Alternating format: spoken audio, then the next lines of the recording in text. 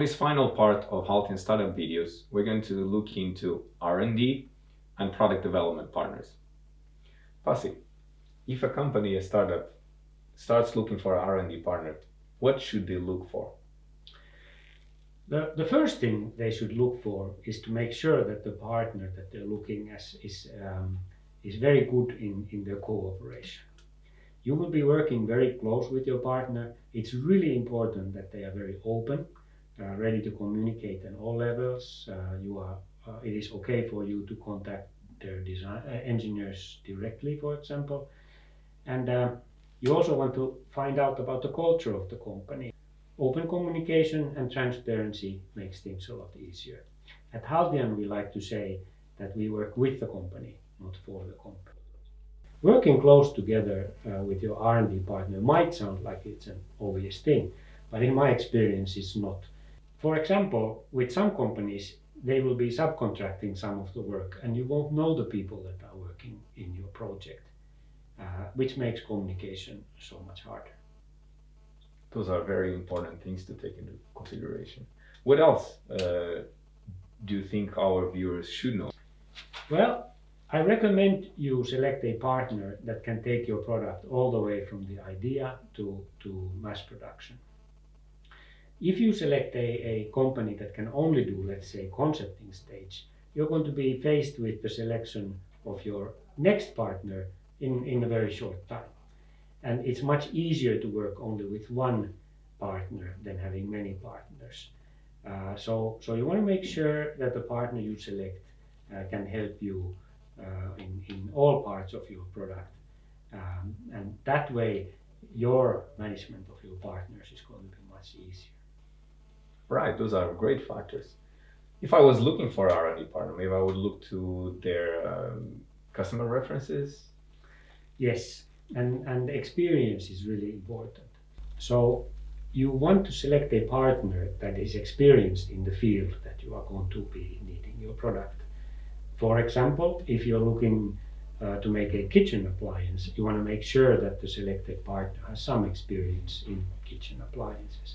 Or if you're looking to make a wireless device, you want to make sure that they have wireless device experience.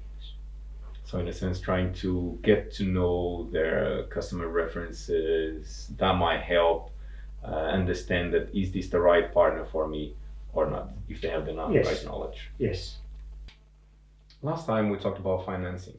So pricing must be an important factor in a startup with few cash flow.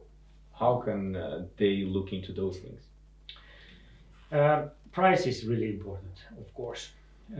But you must be careful not to look at only things like an hourly rate or a daily rate. Because first of all, if you have more experienced engineers, they will probably cost more.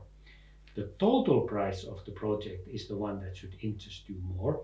And if you select the cheapest option, it might be that it takes a lot longer, which ends up costing actually more at the end than selecting a more expensive partner. Or then, as you talked in the beginning, like those lack of communication and then increasing all that project beyond the budget. Yes, and for example, if you have to have many partners because the one that you selected as the R&D partner doesn't have all the capabilities in-house, you will spend a lot of money and time in making sure that the communication between your partners is working correctly. So what might seem like the cheapest might end up being the most expensive. Exactly. Could you give me 2 examples of the importance of choosing an R&D partner? Certainly. For example, we had a startup come to us some time ago. They had an idea, but very limited funds.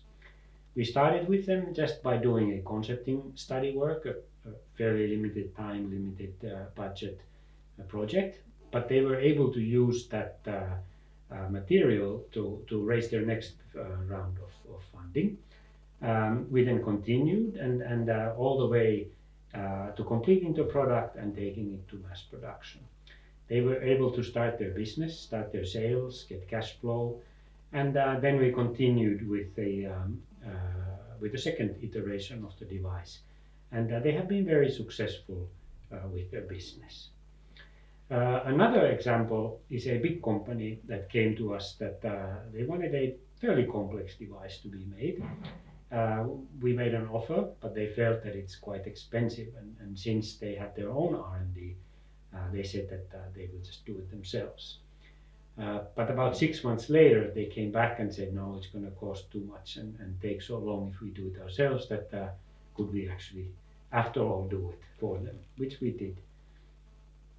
Thank you for those examples, Pasi. Now we're coming up to end of this video. Could you summarize what are the key factors to look at when choosing an R&D partner? You are putting a lot of your time and money into selecting the right partner. So it really comes down to trust. You must be able to trust the partner that you're going to select. So make sure that they have very open communication, that they are willing to work with you. Make sure that they're experienced in the area that you are going to be entering with your product.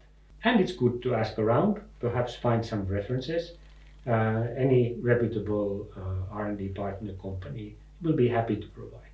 And lastly, the cheapest price is not always the best. Those are really good 4 takeaways to use in your discovery. Thank you, Pasi, for taking part in this mini-series of startup videos.